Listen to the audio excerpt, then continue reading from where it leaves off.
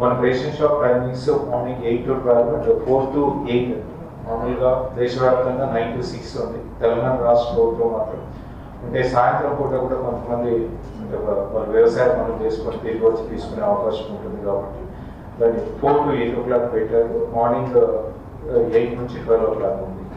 ఇక సన్నబియ్యం సంబంధించింది మన జిల్లాలో సేకరించిన ధాన్యాన్ని మనం మన జిల్లా నుంచి ఇస్తున్నాము. 32 వెరైటీస్ సన్న వెరైటీస్గా గుర్తించి రాష్ట్ర ప్రభుత్వం నుంచి మనకు వచ్చిన ఆదేశాల ప్రకారం మనం ఏదైతే గత ఖరీఫ్లో సేకరించినామో అదే ధాన్యాన్ని మరపట్టి మన జిల్లాలోని ధాన్యాన్ని మనం వినియోగించుకుంటున్నామో 32 దాంట్లోకి ఇస్తారు. తర్వాత ఇక ఈ దొడ్డు ధాన్యం ఏదైతే ఉందో అది MLS పాయింట్లో కానీ ఇంకా ఎక్కడైతే రేషన్ షాపులలో మిగిలి ఉన్నాయో అది OPMS నుంచి పక్కకు పెట్టడం జరిగింది. ఆ ధాన్యం ఎవరైనా దాన్ని కలిపినా చేసినా వాళ్ళ మీద గౌరవ కలెక్టర్ గారు చెప్పినట్టుగా మన సివిల్ సప్లైస్ ఎన్ఫోర్స్మెంట్ స్టాఫ్ అంటే డెప్యూటీ తహసీల్దార్ సివిల్ సప్లైస్ డిఎస్ఓ గారు డిఎం గారు తహసీల్దార్స్ అది ఎవరు గమనించినా కూడా వారి మీద చర్యలు తీసుకోబడుతుంది.